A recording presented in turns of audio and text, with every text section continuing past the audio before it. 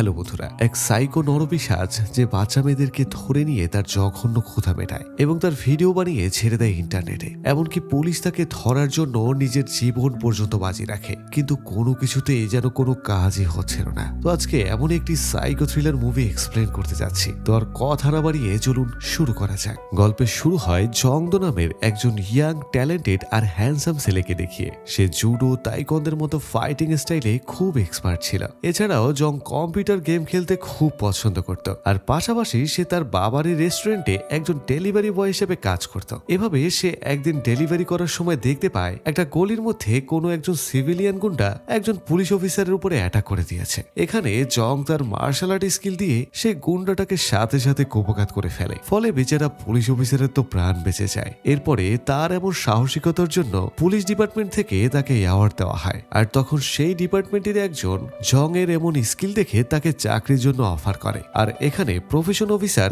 Kim song মিন জংকে তাদের কাজ আর সবকিছু বুঝিয়ে বলে। এখানে আমরা জানতে পারি যে কোরিয়ার যেসব গুন্ডা রেপ কিংবা খুনের অপরাধের সাজা খেটে বের হয়, এরপরে তারা যাতে আর কোনো অপরাধ না করতে পারে, এ কারণেই তাদের লাইভ গতিবিধি 24 ঘন্টা ধরে মনিটর করা হয়। আর সেটা করা হয় তাদের পায়ে বাঁধা একটা ট্যাগের মাধ্যমে, যেটা দিয়ে এই মনিটরিং টিম সব সময় তাদের উপরে নজর রাখত। আর যদি কোনোভাবে সে ভিকটিম তার জন্য নির্ধারিত এরিয়ার বাইরে চলে যেত অথবা ডিভাইসটি বন্ধ হয়ে যেত, তাহলে তাকে খুঁজে বের করা হতো। আর তাদের প্রত্যেক অফিসারের সঙ্গেই একজন ফাইটার থাকতো, যাকে মার্শাল আর্ট অফিসার বলা হতো। তো শুরুতেই আমরা এমনই একজন অফিসারকে দেখেছিলাম। এখানে সেই অফিসার যেহেতু অসুস্থ, তো তাদের একজন মার্শাল আর্ট অফিসারের খুব দরকার ছিল। এরপরে জংদো তার বাবা এবং বন্ধুদের সঙ্গে কথা বলে এই চাকরিটাকে একসেপ্ট করে নেয়, কারণ এই চাকরিটা জং এর কাছে গেমের মতোই একদম এক্সাইটিং লাগছিল। দেখা যায় প্রথম দিনই তাকে খুব দারুণভাবে ওয়েলকাম করে এবং সবকিছু তাকে হাতে কলমে শিখিয়ে দেওয়া হয়। আর প্রথম দিন থেকেই তার কাজের শুরু হয়ে যায়। দেখা যায় কাজটা ছিল খুবই বোরিং, আর সেটা হলো শুধুমাত্র মনিটরের দিকে চেয়ে থাকা আর দেখা যে কার সবুজ বাতি হলুদ হয়ে গেছে। এভাবে অনেকক্ষণ কেটে যায়, আর জং হঠাৎ করে দেখতে পায় যে একজন ভিকটিমের বাতি হলুদ হয়ে গেছে। এরপর সে তাকে ফোন করে আর ট্যাগের ব্যাটারি চার্জ করতে বলে, কিন্তু সেই ভিকটিম আজে বাজে কথা বলে তার ফোন রেখে দেয়। আর এরপরে তার কোনো রেসপন্সই পাওয়া যায় না। এরপরে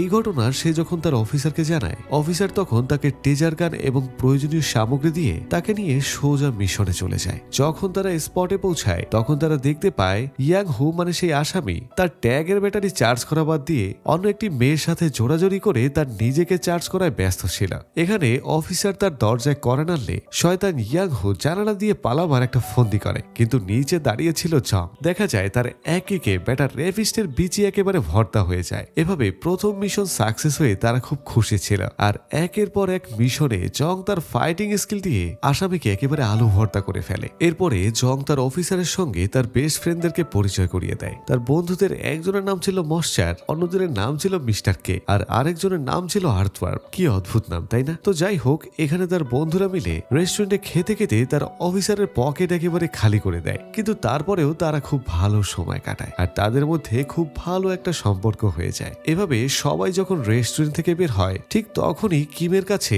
একটা কল আসে, যেখানে তার টিম মেম্বাররা জানায় একজন আসামি তার ট্যাগ বন্ধ হয়ে গেছে আর যার লোকেশন কোথাও খুঁজে পাওয়া যাচ্ছে না। কিন্তু লাস্ট ট্র্যাক রেকর্ড অনুযায়ী জানা যায় তার লাস্ট লোকেশন ছিল তাদের ঠিক আশেপাশে। এরপর অফিসার কিম, জং আর তার বন্ধুরা মিলে সেই আসামিকে খুঁজতে শুরু করে দেয়, কিন্তু দেখা যায় কোথাও তাকে খুঁজে পাওয়া যায় না। তখন জং তার বন্ধু মশ্চারের ড্রোনের সাহায্যে সেই আসামিকে খুঁজে বের করে, আর দেখা যায় সেই আসামি কাউকে খুন করার জন্য একটা ছুরি নিয়ে বের হচ্ছিল। আর তাই সে জং এর সঙ্গে ফাইট ব্যাক করার চেষ্টা করে, কিন্তু জং এর ফাইটিং স্কিলের কাছে সে ছিল একেবারে দুধভাত। এভাবে না পেরে সেই আসামি নিজের গলাতেই ছুরি ধরে আর আত্মহত্যা করার হুমকি দিতে থাকে। আর এমন মুহূর্তে জং কি করবে কিছুই বুঝতে পারছিল না। আর ঠিক সেই সময় হেল্প করে অফিসার কিম। সে ফোনের মধ্যে যে কথাগুলো জংকে বলে, আর জং সেই হুবহু একই কথা আসামিকে বোঝাতে শুরু করে। আর দেখা যায় ঠিক এতেই কাজ হয়ে যায়। যা হোক, এভাবে তাদের এই মিশনটিও সাকসেস হয়ে যায়। আর জং তার বসের এমন জাদুকরী কথাবার্তা শুনে সে তার একেবারে ফ্যান হয়ে যায়। এরপরে সিন শিফট হয়। আমরা দেখতে পাই টিভি নিউজে কাং হে চুন নামে একজন আসামি সম্পর্কে বলা হচ্ছিল, আর সে ছিল কোরিয়ার সবচেয়ে ভয়ঙ্কর অপরাধী, কারণ সে 4 বছরে প্রায় 15 জন শিশুকে রেপ করেছে। আর এ কারণে তার 10 বছরের সাজাও দেওয়া হয়েছিল। আর তার 10 বছর পূর্ণ হয়ে যাওয়ায় সে জেল থেকে মুক্তি পেতে যাচ্ছিল। এদিকে টাস্ক ফোর্স থেকে এমন ভয়ঙ্কর অপরাধী কাং হে চুনের উপরে নজর রাখার জন্য অর্ডার দেওয়া হয়, কিন্তু এখানে মনিটরিং ডিভিশনে পর্যাপ্ত মার্শাল আর্ট অফিসার ছিল না। যা হোক, তারপরেও ঘুরে ফিরে এই দায়িত্ব এসে পড়ে প্রফেশন অফিসার কিমের উপর। এদিকে রাস্তায় জং ট্যাগওয়ালা একটা আসামিকে দেখতে পায়, আর তাকে দেখে সন্দেহ হলে জং সাথে সাথে অফিসে গিয়ে তার প্রোফাইল চেক করে। এরপরে এই কথা জং তার বসের সঙ্গে শেয়ার করলে কল করে সেই আসামিকে রিচ আউট করার চেষ্টা করে, কিন্তু দেখা যায় তাতে কোনো কাজই হয় না। ফলে জং তার টিম নিয়ে সেই আসামিকে কট করার জন্য বেরিয়ে পড়ে। এভাবে তারা হন্যে হয়ে খুঁজছিল, কিন্তু ব্যাটারি না থাকায় ট্যাগ বন্ধ হওয়ার কারণে তারা তার লোকেশন কোনোভাবেই খুঁজে পাচ্ছিল না। আর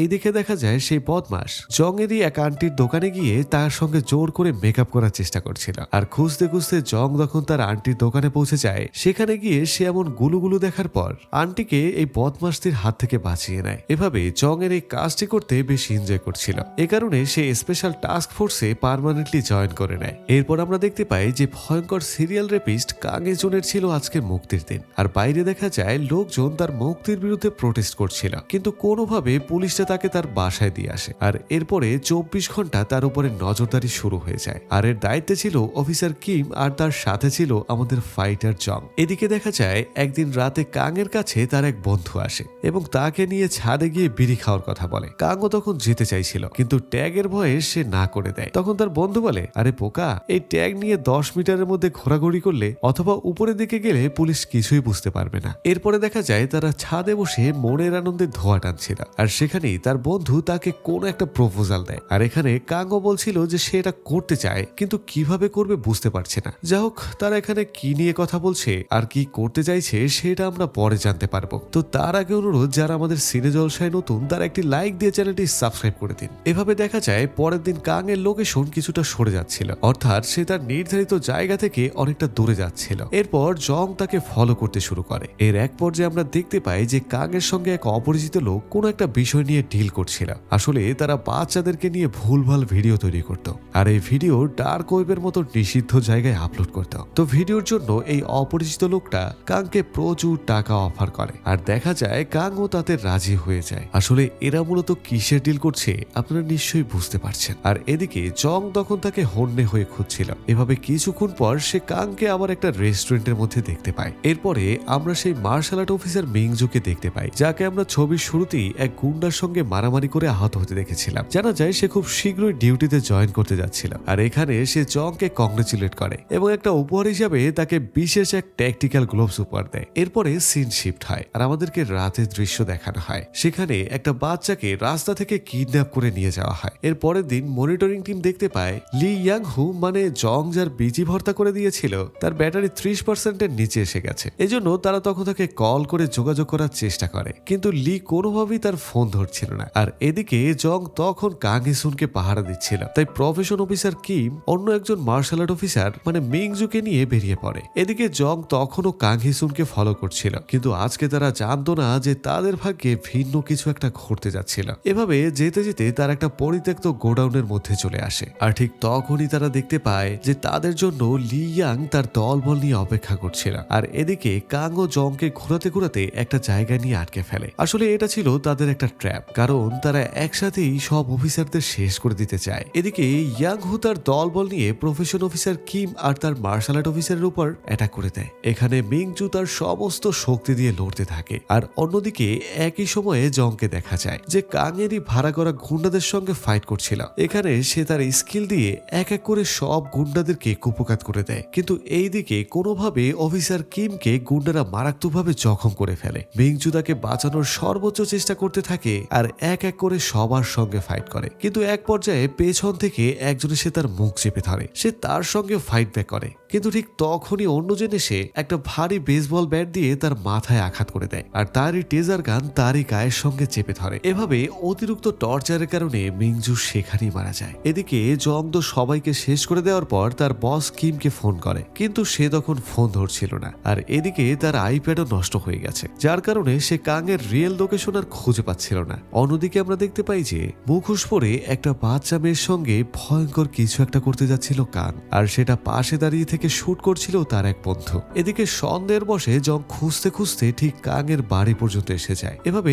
দরজার ওপাশ থেকে জং তখন একটা বাচ্চা মেয়ের কান্নার আওয়াজ শুনতে পায়। তখন ঘরের দরজা না খুলতে পেরে সে সমস্ত শক্তি দিয়ে একটা রেলিং ছুটিয়ে ফেলে। আর যখন সে জানালার কাঁচ ভেঙে ঘরের মধ্যে প্রবেশ করে তখন তার উপরে অ্যাটাক করে দেয় কাং। এখানে কাঙের সঙ্গে তার কঠিন ফাইট হয়। আর ঠিক তখনই অন্য পাশ থেকে কাঙের বন্ধু এসে জনের পেটের মধ্যে ছুরি ঢুকিয়ে দেয়। কিন্তু জং তখনও হাল ছাড়ে না। সে কাং আর তার বন্ধুর সঙ্গে একই সাথে ফাইট করতে থাকে। কিন্তু দেখা যায় এই দানবের সঙ্গে জং কোনো মতেই পেরে উঠছিল না। ঠিক তখনই চলে আসে পুলিশ, কিন্তু তাদের উপরেও অ্যাটাক করে কাং সেখান থেকে পালিয়ে যায়। এভাবে পুলিশ জং আর সেই বাচ্চা মেয়েটিকে সেখান থেকে উদ্ধার করে। এরপরে আমাদেরকে হসপিটালের সিন দেখানো হয়, যেখানে জং এর বাবা তার নিজের ছেলেকে এমন অবস্থা দেখে খুব কষ্ট পায় আর পুলিশের সঙ্গে রাগারাগি করতে থাকে। আর এদিকে যখন মিয়াংজুকে শেষ বিদায় জানানো হচ্ছিল আর অন্যদিকে জংকে তার কৃতিত্বের জন্য অ্যাওয়ার্ড দেওয়া হচ্ছিল, কিন্তু জং এর মনে কোনো মতেই শান্তি ছিল না, কারণ সে রেপিস্ট আর খুনিরা তখনও ধরা পড়েনি। এরপর সে অফিসার কিমের সঙ্গে দেখা করে, কিন্তু অফিসার কিম তাকে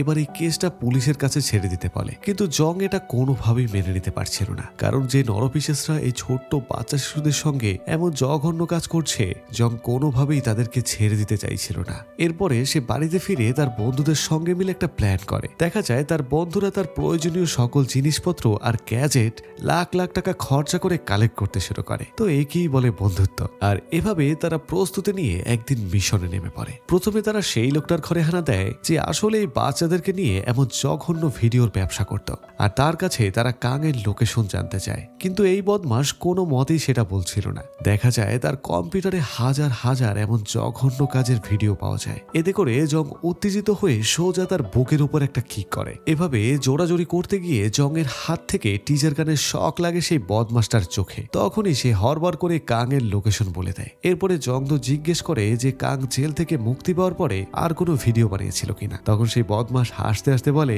হ্যাঁ বানিয়েছে। আর এটা বলেই সে বিকট ভাবে হাসতে শুরু করে। এরপরে তারা এই শয়তানটাকে পুলিশের কাছে হ্যান্ড ওভার করে বেরিয়ে যায় কাংকে খোঁজার জন্য। কিন্তু সেই লোকেশন অনুযায়ী তারা কাংকে কোথাও খুঁজে পায় না। এভাবে খুঁজতে খুঁজতে জং এর এক বন্ধু বাড়ির সামনে অনেকগুলো প্লেট আর অনেকগুলো জুতা দেখতে পায়। এতে করে তার সন্দেহ হয়। আর তখনই সে জংকে কল করে জানায়। আর দেখা যায় সেই বাড়ির মধ্যে সত্যি সত্যি কাং আর তার দলবল নিয়ে আড্ডা দিচ্ছিল। তারা জংকে দেখার সাথে সাথেই জং এর উপরে অ্যাটাক করতে শুরু করে। কিন্তু জং এবার কাউকে ছাড়ার মুডে ছিল না। সে এক এক করে প্রত্যেককে রামধুলাই করতে শুরু করে। শেষ পর্যন্ত সে বাড়িতে থাকা আচারের ডিব্বা তুলে একটা একটা ভিলেনের মাথায় ভাঙতে শুরু করে। আর এখানে সবার সঙ্গে একটা বিশাল ফাইট হয়। কখনো ফ্লাইং কিক, পাঞ্চ আর মার্শাল আর্ট স্কিল দিয়ে একেবারে সবাইকে শেষ করে দেয়। আর এরই ফাঁকে কাং তখন সেখান থেকে পালিয়ে যেতে শুরু করে। কিন্তু এদিকে জং এর বন্ধুরা তাকে ড্রোন দিয়ে ফলো করে আর তার লোকেশন জংকে বলে দেয়। এভাবে সে তাকে খুঁজে বের করে তাকে মারতে শুরু করে। কিন্তু এই বিশাল দানবের সঙ্গে পারা ছিল একেবারেই কঠিন ব্যাপার। এভাবে ফাইট করতে করতে তারা একটা মাংসের দোকানের মধ্যে গিয়ে পড়ে। আর সেখানে কাং ছুরি দিয়ে জং এর উপরে অ্যাটাক করতে শুরু করে। জং কোনোভাবে নিজেকে সেভ করে, কিন্তু এই দানবের সঙ্গে কোনোভাবেই পারা যাচ্ছিল না। এরপর দেখা যায় কাং তাকে মাটিতে ফেলে একের পর এক পাঁচ করে তাকে ভর্তা করে দিতে যাচ্ছিল। আর এদিকে ড্রোনের সাহায্যে তার বন্ধুরা সবকিছুই দেখছিল। তখন কি করবে বুঝতে না পেরে জং এর বন্ধু মশার সোজা এই শয়তানের উপরে ড্রোন চালিয়ে দেয়। আর সেই ড্রোনটা গিয়ে তার চোখে আঘাত করে। এই সুযোগে জং কোনোভাবে ছুটে গিয়ে তার একটা আঙুল ভেঙে দেয়। আর দেখা যায় দুজনে একেবারেই তখন ক্লান্ত হয়ে গেছে। তখন শেষবারের মতো সমস্ত শক্তি দিয়ে জং একটা সাইড কিক করে। আর তাতেই কাং একেবারে শেষ হয়ে যায়। আর দেখা যায় জং তখন কাঙের হাতে হাত করা পড়াচ্ছিল আর তার চোখে ছিল পানি। আর এই পানি ছিল আনন্দের। এভাবেই কাংকে তারা গ্রেপ্তার করে ফেলে। আর দেখা যায় এই চার বন্ধুর এমন সাহসিক কাজের জন্য তাকে প্রেসিডেন্ট অ্যাওয়ার্ড দেওয়া হচ্ছে। আর যা দেখে জং এর বাবা সহ সবাই তখন প্রাউড ফিল করছিল। ঠিক তখনই সেই অনুষ্ঠানে সেই বাচ্চা মেয়েটি আসে, যাকে এর আগে জং পিশাচদের হাত থেকে বাঁচিয়েছিল। তাকে দেখে জং প্রচন্ড খুশি হয়ে যায়। আসলে এই বাচ্চা মেয়েটির মুখের হাসি তো ছিল তার জন্য সবচেয়ে বড় পুরস্কার। এরপরে দেখা যায় আবার সবকিছু ঠিকঠাক ভাবে চলছিল। আর ম্যাপে কোথাও সবুজ থেকে হলুদ বাতি জ্বললেই অফিসার কিম এবং জংকে আমরা যেতে দেখি। তার মানে এই অভিযান চলছে এবং চলবে। এরই সাথে সাথে এই অসাধারণ মুভিটি শেষ হয়ে যায়। তো বন্ধুরা, আমার মতো কে কে মার্শাল আর্ট পছন্দ করো তারা কমেন্টে লিখে জানাও। আর একটি লাইক দিয়ে চ্যানেলটি সাবস্ক্রাইব করে দাও, যাতে নতুন সব গল্প সবার আগে চলে যায় তোমার দরজায়। দেখা হচ্ছে নতুন কোনো ভিডিওতে। ততক্ষণ পর্যন্ত ভালো থাকো, সুস্থ থাকো। আল্লাহ হাফেজ।